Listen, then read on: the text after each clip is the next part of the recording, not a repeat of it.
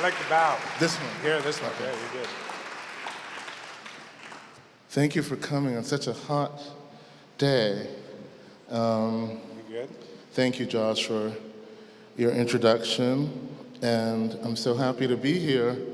This is the first time that I've talked about this book publicly.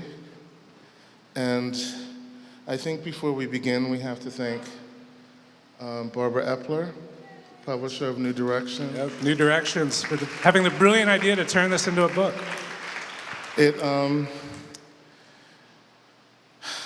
She's a weird woman, but there's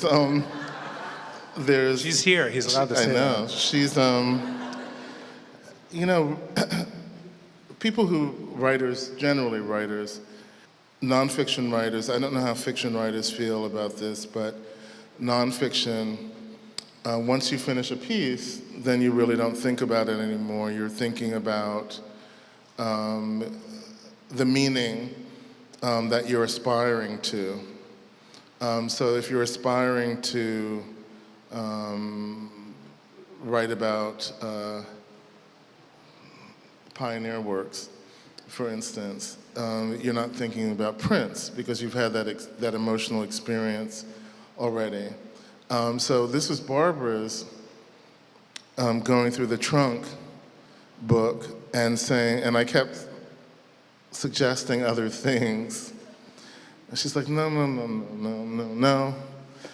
This is something that we want to do in our series. So really it's Barbara's perseverance and imagination that got this done. Yeah, and to see it as a book, because it is a book, it's an essay, but it stands as this wonderful reflection of a sensibility onto another, and onto someone who's mattered to you as a thinker and as a writer, Yes. and as a person. And I wanted to ask you, I know you just came, you've been spending time out in California. Yes. Where we met years ago in Berkeley. Do you guys want to hear the story? Yes. Okay. In You want me to Berkeley, tell the as story you call because it. my memory is better than yours. You're allowed to tell it. Yeah. Okay.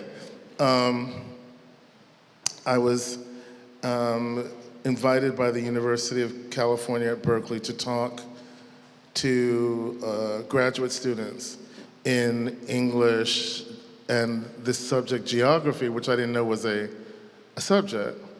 And a very close friend of mine, the woman that I wrote about in White Girls, actually, had just passed. And I was in this beautiful place, and there was this twinkling little student in the first row, and that was Josh. And Twinkling, I like Twinkling. And I was very sad and very by myself. And then there was an email from this person named Joshua Jelly-Schapiro. And I could not get over his name. Like, that was the first thing. And then the second thing was that he said, do you have any friends here? Would you like to have dinner sometime? And he made himself available to someone he didn't know, who was passing through, that he had an intuition about. So the whole point of the story is that we're at Pioneer Works because of Josh's openness, and also you should take every chance you can in this life to be close to people who want to be close to you. Beautifully put, my gosh. And this is something that you've taught me so much about, the necessity and the challenge, really, as a writer, of being open and vulnerable to Yes. the world. You have to be. To the experience, yeah. To the experience, precisely. And I actually want to ask you a question about the ways in which you opened yourself to the world from a young age, or sought to. You have been sort of working in this realm of the essay for a very long time, in prose, now in visual ways too. You did these shows around Joan Didion and others. But a story that you told me once that I can't but think of when I think of the particular kind of essay that is the profile. Sometimes profiles don't rise to the level of essay. In your hands, they have and do, and you've evolved the form. But you told me once about, speaking of place, you grew up in Brooklyn. You grew up in this borough, in this part of the world. And it was very bad to come to Red Hook. Red Hook was not the place. Not happening, yeah. No, there's no subway. It's the wrong side of the QE. No ferry. No Nothing, fairway. Certainly no nothing. Pioneer Works, right? But in those days, you told me that a writer that you admired, and one that I love dearly too, Paula Marshall, who's from Barbados, as are your forebears. And you told me that as a teenager, as a young person, there's this person, you loved her books, and you said, oh, I'd actually love to go meet her and engage her as a person. Yes. And say, oh, this is someone I admire, perhaps I could connect with her. And you looked her up in the phone book, is that right? Yes. Tell the story. How did that go? And how'd your mother react to you doing that? Oh, well, I adored my mother, and my mother was a great reader. My mother had 6 children, and there were 4 older sisters, and then it was me, my brother, and my sister closest to me in age at home. And my mother loved this book, Brown Girl, Brownstones, and I remember picking up the book and loving the book, but wondering why my mother was connected to this story of a first-generation Bajan woman in Brooklyn. It didn't take too long to figure out that she felt very connected to the character of Selena. And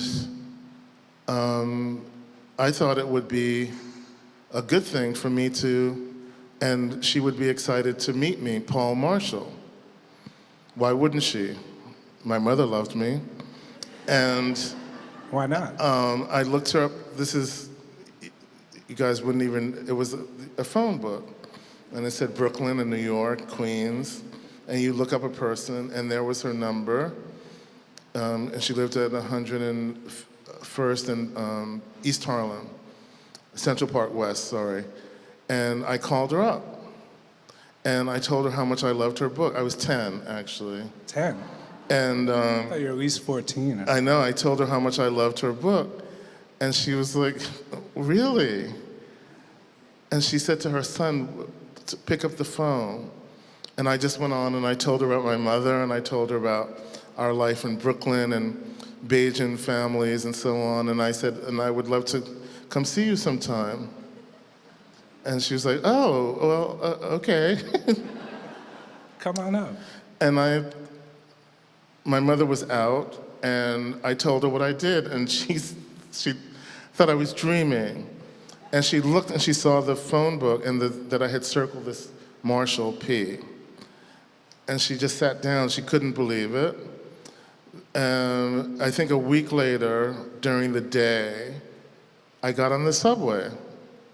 I figured out how to get to Central Park West, and I got on the subway and I went to her house. Because why wouldn't she want to see me? She had been so nice on the phone, and my mother loved me. And I went to the door of her building, and her mother came to the door and wouldn't open it. And it was something that I was very familiar with a West Indian woman of a certain age. And she said, she's not home, she's not here. And I said, well, will you just tell her that Hilton came by?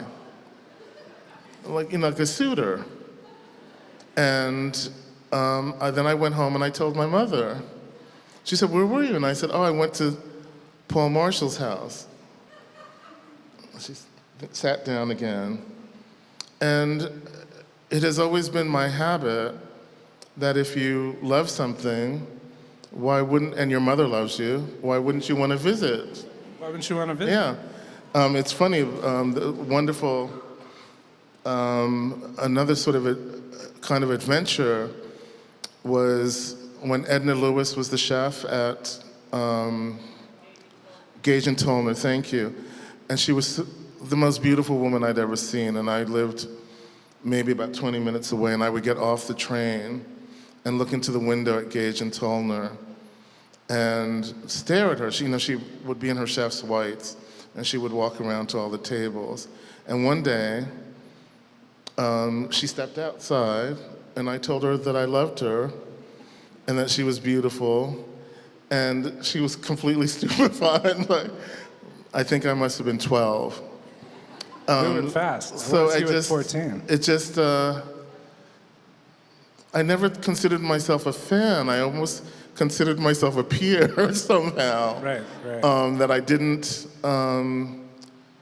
think that my admiration was unusual. Right. Because I loved my mother.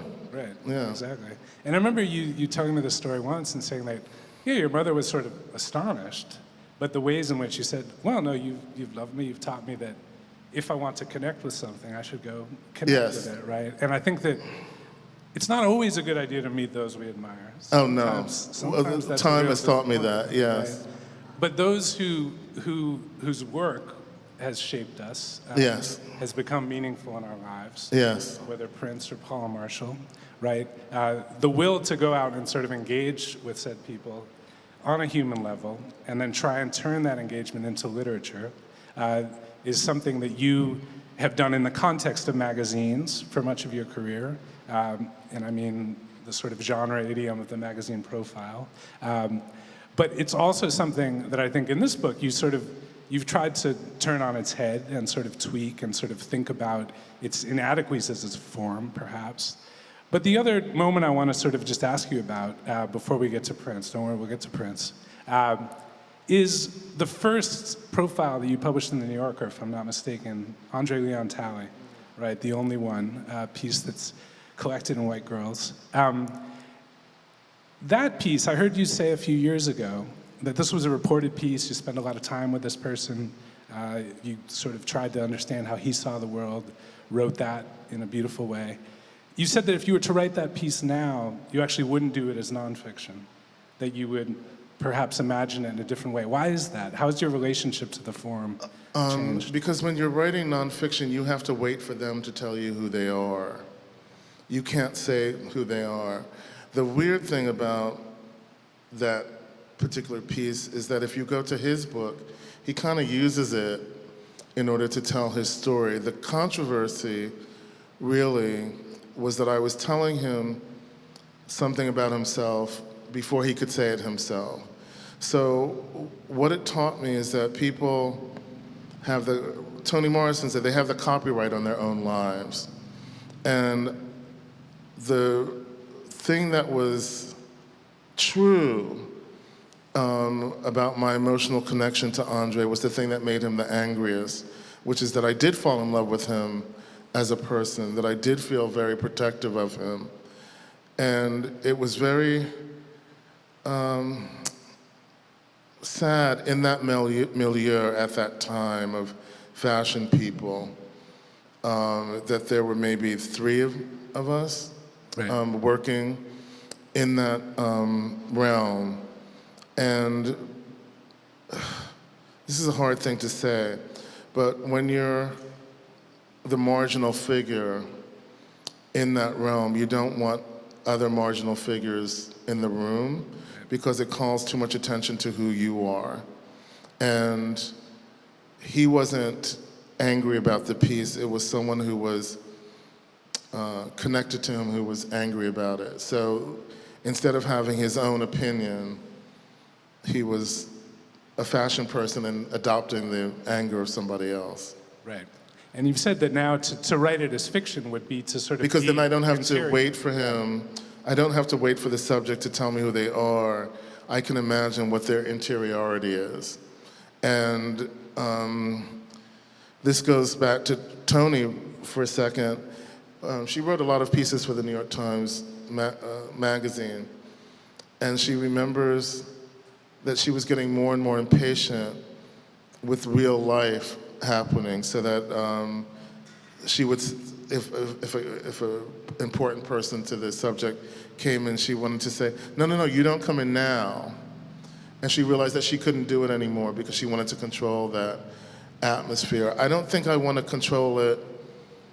I think I like having the mixture of the frame being real, increasingly, the frame being real, and the feelings, the emotional truth of the thing being real. It's a project that I'm finishing now. Everything is true, and I know that the next step is to use reality to fit fiction. Yeah, to get an emotional truth. Yeah, exactly. Yeah. And I've heard you speak about a sort of unempirical sensibility, which is to say being On what? a non-empirical Yes, sensibility. that's right. Right. The sense of the trueness and the realness of the world, but of getting at an emotional truth is often That's perhaps right. not about that. I think the kids call it intersectionality now. I've just discovered this meaning, and I'm like, oh, it's that. That's you, intersectionality. Yeah. Exactly. Yeah. Which brings us to Prince, Oh. perhaps. Intersectionality before intersectionality. In this book, you write about the ways in which Prince resonated and has resonated in the culture. Mm-hmm. You write about him as a human being and your encounter with him. And I, generationally, right, I think I was in kindergarten when sort of Purple Rain was everywhere. And Rub so it in, was rub like- it in, yeah. Yeah. Yeah. You know, that's dating myself around here. That's like back in the 80s. But no, so Purple Rain was around, Thriller was around. These were essentially the two black figures who were on MTV. There's an earlier Prince, and there's a Prince, that 80s Prince, as you say, you know, maybe he was sort of trying on corporate pop like he tries on fishnets. It wasn't the Prince that you fell in love with initially. When he was, it's kind of around the world in 80 days, Purple Rain period. Exactly. So the early moment, and I want to just sort of zoom back to the first record, and then the self-titled one, and then Dirty Mind, right? 1978, 1979, 1980. Bring us to when you sort of first encountered his music, or sort of came to value him as an artist, or the ways in which he resonated in the worlds where you came of age. Sure. I lived in, for many years, I lived in Crown Heights and Bed-Stuy, and there was a record store named Burdell's, and it was on Nostrand, it was like you got off the train at Nostrand Avenue, and there was this record store in Fulton, somewhere around there, and he would often have very interesting windows, and one day, and I think this, I might be conflating it, but one day that there was a picture, and it was a man, I thought, with a mustache and a blowout.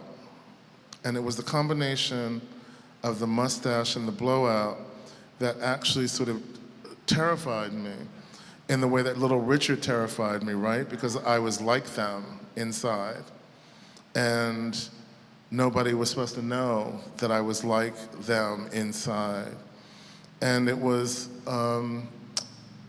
when I was in high school, I actually, the record shop was in the city, and I was in high school at Performing Arts, and he was in the window, and it was this Sam Goody's record shop, and he was in the window, and it was the combination of his mustache and his blowout that brought me back to that feeling of being terrified as a kid of Little Richard, because I was like that.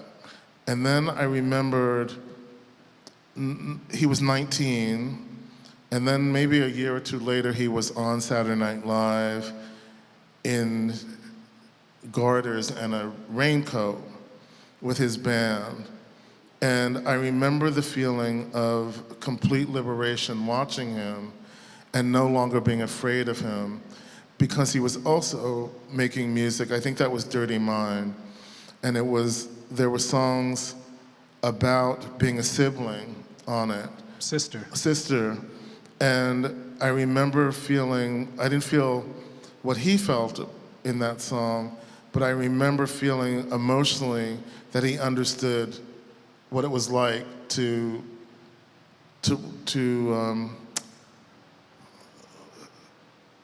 identify with someone. Yes. And I think his music, the early songs for me were about, and were so incredible to me because they were not really so much about objects as much as they were about identification. Yes. Yeah. Yeah. And you write about, on the Chelsea piers, people lip syncing the system. I mean, right. it was shocking. Yeah. It was shocking to people that I was hanging out with then, because it was, I hate the word, but it was fearless in a way. He wasn't closeted. Whoever he wasn't closeted. Yes, no, precisely. And I think there's a beautiful line in the book where you say that sort of moment of Prince coming out, and those records in particular, where you say before Prince, he was the first black pop, as I believe you put it, not to be limited by blackness. Right. By which you mean, I hasten to add, not something essential or essentializing about blackness, but right. the ways in which blackness is performed and enacted in music. Right, but because I think it's important to remember that I grew up in New York, and no one was just one thing. Right. Always, you're living in a city. I was madly in love, for instance, with a girl whose mother was Puerto Rican and her father was Jewish. And we would have Passover, and her mother would make pork. Right. And so my experience of New York was always that it was an amalgamation of cultures and people. And it was a breath of fresh air. His self-presentation was a breath of fresh air because it was representative of worlds that we understood. Not, nobody was one thing.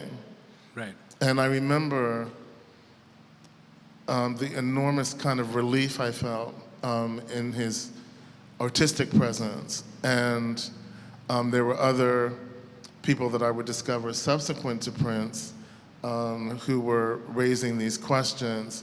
But in terms of pop music and pop sensibility, he wasn't frightened the way that Michael Jackson was frightened. Right, right. And so I think that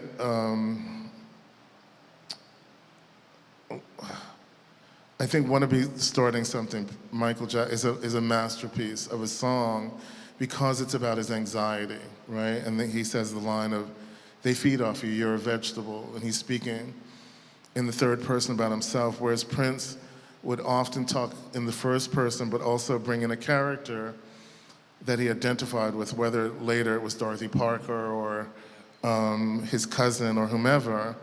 There was always a great energy about inclusion of a self that wasn't supposed to be you, but was you. Absolutely. Yeah. No, and there's is an essayist in that sense, right? You talk about. Pardon me? Is an essayist Yes. in that sense. That's right. Of bringing in different stories, different characters. And obviously songwriting is extraordinary, and he's an absolutely virtuosic musician. We know these things.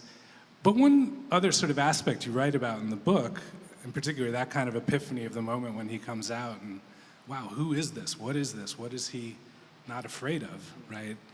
And some of those things too that you talk about, his bands were always that sort of female empowerment that wasn't about suffering, but about joy, right?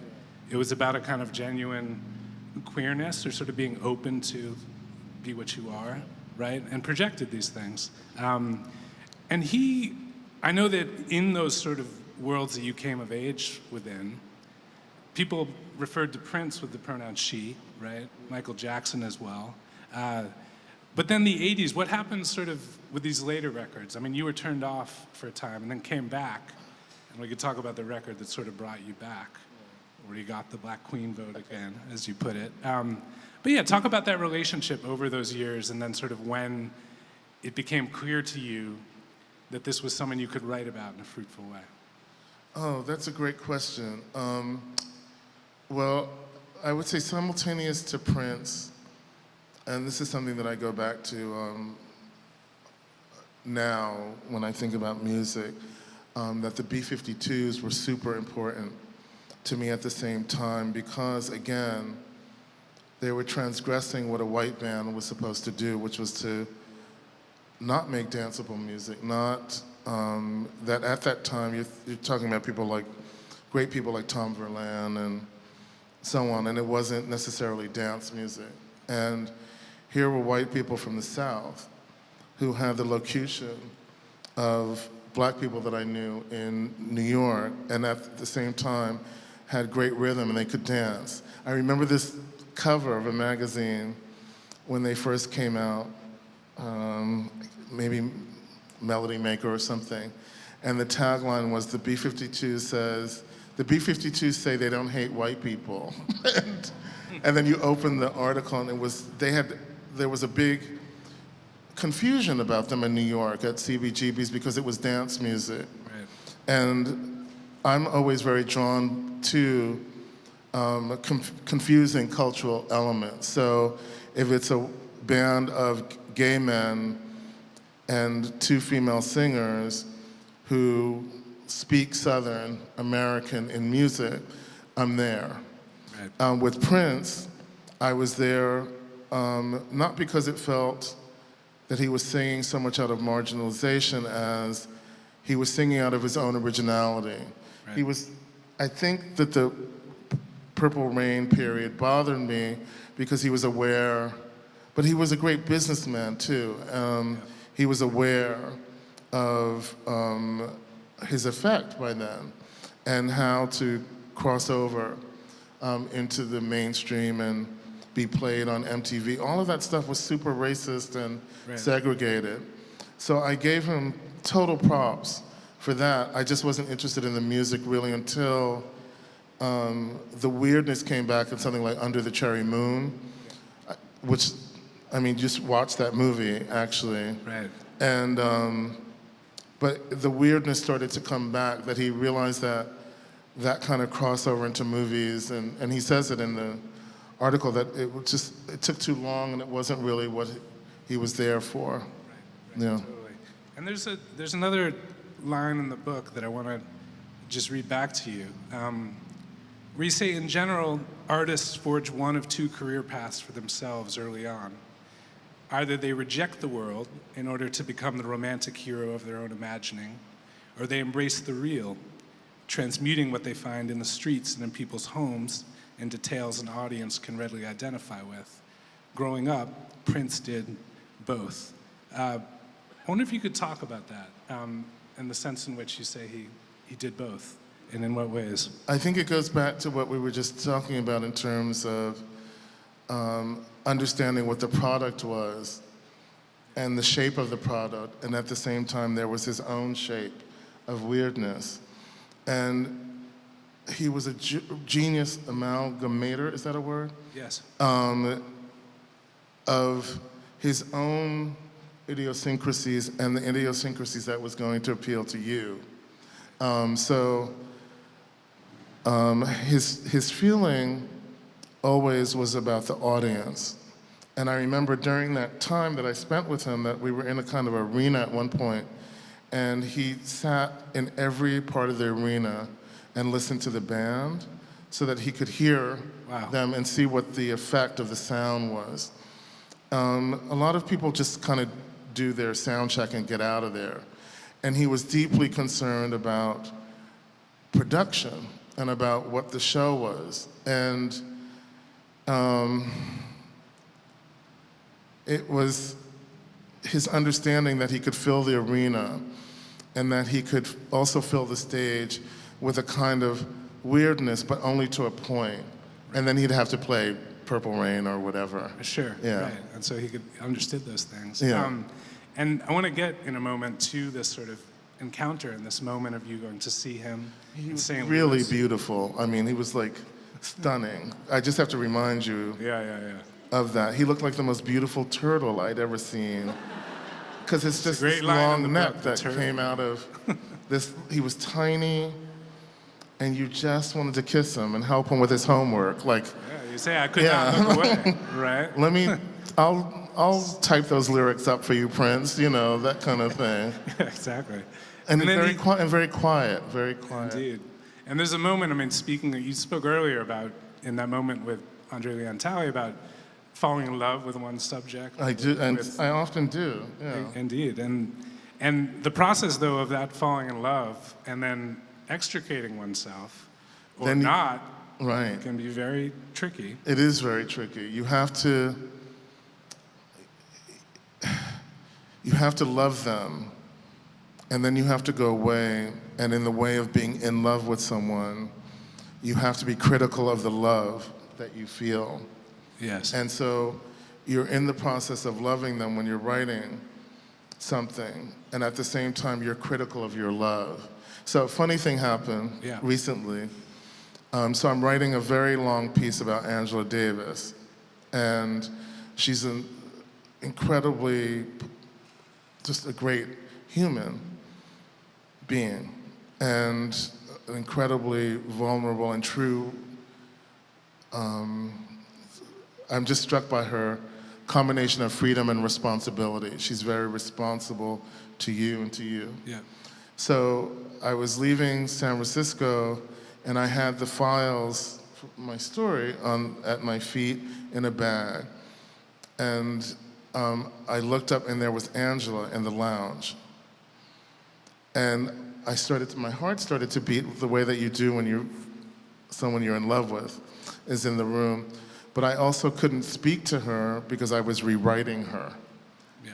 I couldn't say, "Hey, Angela, hi."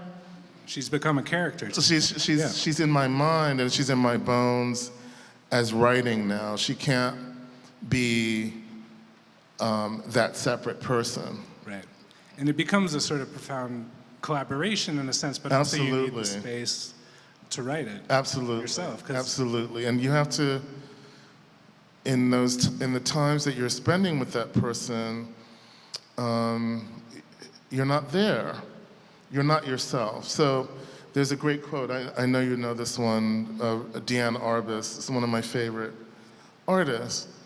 And she says that the whole point is that you don't know. You show up. And she says, and I never rearrange the subject. I rearrange myself to suit the subject. And that's what I do. So sometimes they're super shocked by the piece because I've rearranged myself for a year to be them. Right. And then sometimes, if it's a shorter piece or a more critical piece about their work or whatever, it's less that. It's much more. It's less entangled. There's less projection. There's less. You're listening in a different way, and you're less exhausted. It's an exhausting process. Yeah, indeed. This process, speaking of, yes, the sort of falling in love, but the ways in which you can't be present to that. In the actual writing of an essay, right, one way to define an essay, right, is an I insisting on itself and saying, my I, my sort of version of emotional truth of the world deserves to exist on the page. I'm going to tell you about it. That's the process of essay writing. Yes. There's a beautiful moment, though, in this book where Prince, essentially, you have this moment, this very intense encounter with him, these conversations, his people try and get you to be a Jehovah's Witness, various things occur. And he says... I almost did it just for him. That's what I was going to say. But what he did that was so... truly lives in my heart as if it was yesterday was he gave this enormous show. I forget where we were, in St. Louis. St. Louis, right. And I had been backstage, and I was leaving, and I heard, Mr., and it was his, like one of his makeup people. She said, Prince wants to see you. She said, he would kill me if I couldn't find you. Ah, take me. And so we went back to his makeup trailer, and he was in the makeup chair, in that beautiful head, and he turned to me, he said, hey. And then he turned to the makeup lady, and he said, number 14, and it was his eyelashes. And he had just given a show for 3 hours, and it was like a Zen person, that he was able to see himself after all of that noise and theatricality and giving, and to be present to his eyelashes was so profound to me. Yeah, indeed. And then does he not, or his assistant says, oh, why don't you come back to Paisley Park and we'll write a book together? Oh, that was going to be were trouble. That was trouble. But you say in the book you couldn't go. Why not? I would never have left. I just Right. knew I would not leave. Truly, he was really beautiful. And also, he was just super smart about the. I want to phrase this in a particular way because he wasn't exploitative, but he was very intuitive and smart about what your use was for him. He was a good businessman. Sure. He's a And producer as well as a performer. Also, you would be waiting for hours. It's not like, you know, every Tuesday and Thursday, Prince and I sit down from 3 to 5 and chat. Right. It's not how he lived his life. So I would be living there, and then you get a call at 4 in the morning and saying Prince is ready to talk or whatever. You wouldn't have your life. Right. You would have his admiration, and you would have your love for him, but you wouldn't have your life. Right. And one of the things that you do in this book so beautifully around the edges of this sort of meeting with Prince is to write about your desire for love, your desire for admiration, your desire for twinship Yes. as well, and the ways in which... I've gotten better at that, actually. It's called psychoanalysis. Very good. You said we all need it, Yes. so there you go. Yeah. But speaking of twinship, I want to ask you about, zoom back sort of 15 years to this moment in the late 80s when Love Sexy comes out. Oh, gosh, yes. And this is the image that's, as everyone came in, right, in the hall. Talk about a pinup. This is this moment when he sort of returns to, or lets that weirdness back Yes, in, or lets that openness back in. Yes. And it's also And the he does moment... it, and interestingly about that album cover, it's very similar to the first one, right? Where, Sort of the feathered hair. yeah, exactly. Yeah. He's sort of femmed out, Right. you know. This is also the moment, though, when Kat becomes a big sort of Yes. figure in his world. Yes. Right? And she's around, you know, Sign of the Times, she's around, but then Love Sexy and that tour. Yes. And you talk about going to see them perform. Yes. But Kat was it for you, no? I mean, she was him, a different version of him. Right. And he was, in the truest sense of a word, an impresario, in that his casting was always brilliant, and that the casting was an aspect of himself that he couldn't do, but he knew that person could do it for him. Right. And so her dancing and her, I think at the same time, do you remember that Mapplethorpe book, Lisa Lyon? It was called Lisa Lyon, and it was about a female bodybuilder. And it was a very interesting book, but Kat was kind of androgynous in that way as well. I'm trying to convey to you the excitement of those performances. They were incredibly well choreographed, but also with a great deal of humor. And you can see aspects of it in that film, Sign the Times. Right. And the incredible Sheila E. is in it. Speaking of dating, Yes. there was a wonderful moment recently with Sheila E. on a talk show, and they said, you know, are you dating? And she says, you know, I'm always on the road, but I'm on Tinder, and then the interviewer says, well, what kind of guys do you meet? And she said, she just closed her eyes. She said, they always want to talk about Prince. So, Yeah. Everyone wants to talk about if Prince. I had lived in Minneapolis, they'd always want to talk about Prince. Yeah, precisely.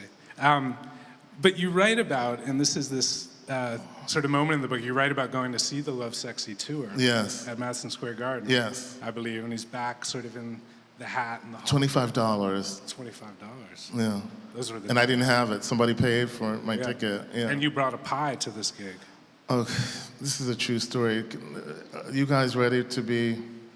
You guys have been embarrassed and loved too, right? Okay.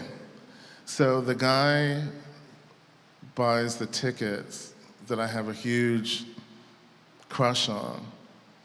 And before the concert, I make a peach pie. I don't know why. And I bring the pie to the concert to As share one the does. pie with him at the concert. It's a true story.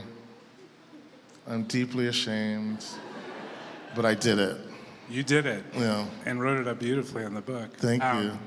And the significance of this scene is in part this sort of thinking through of what a figure like Prince and your sort of love and admiration for him can sort of induce or enact in your own Yes. relationships, right? And as the book sort of turns away from this moment when you've had this intense encounter with Prince and his eyes, his perfect turtle eyes, and you say, oh no, I can't go back to Paisley Park. Yeah. You return to someone in your life here who resonates for you. Who had figure not unlike. Who had that very Yes. oddness.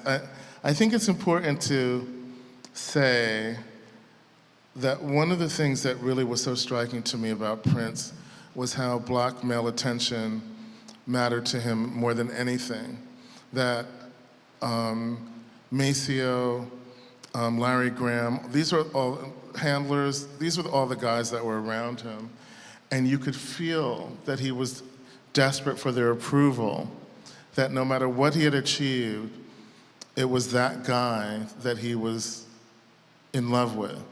And so I think that what happened when he was trying to get me to work there, and it was just part of his psychology that a man of color meant a great deal to him, and it was a very unusual thing to feel at that time in my life, and also to understand the value of that company for him. Maceo in particular. Maceo Parker, Yes. saxophonist James Brown. And Yes. Yeah. And Maceo at one point came in and he said, I'm gonna just play this thing. And Prince listened. And he said, no, you know, when you played it before, I just was weeping. And Maceo said, okay. He's like, but thank you. Like, everything was deferential to men of color. It was fascinating to watch. And you could tell that it was his wound that he had, it's touching to remember it, but that there had been a father somewhere that hadn't respected him. Right. And that all of this production was the need for love from that one person. Right. And as you say in the book, I mean, it's just thinking about context and sort of where he grew up, right? Growing up in Minnesota, you know, sort of Lutheran country, Scandinavians, Germans, it is a sort of racially mixed world when he came of age. And the sort of Minneapolis sound, so-called, doesn't exist really before Prince, right?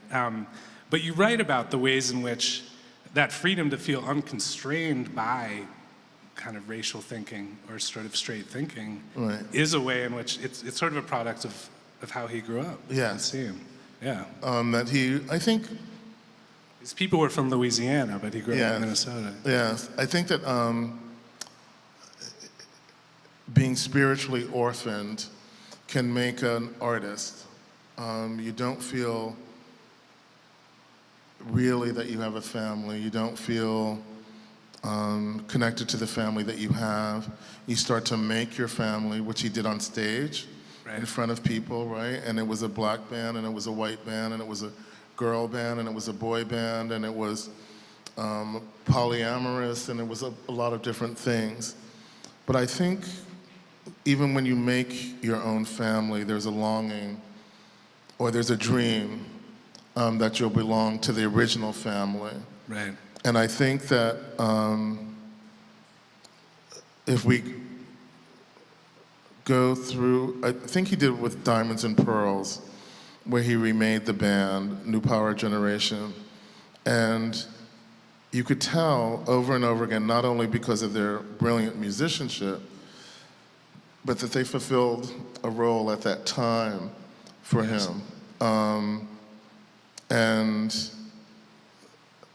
But it didn't make the wound go away. I think that's what makes the artist, frankly. Right, right. Which brings us back, and I'm conscious of it's hot in here, and we should listen to some Prince music in a few minutes, I think.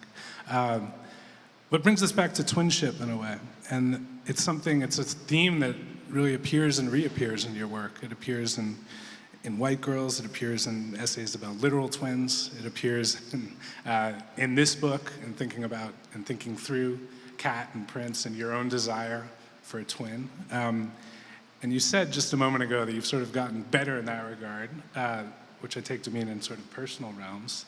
But in the realm of writing, do you find that the people you're drawn to, or do you think this is true, that the people you're drawn to reflect something in yourself? You identify, it's yourself but not yourself in some aspect.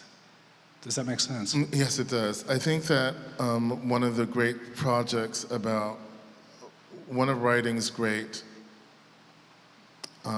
liberties or liberations is that you get to explore.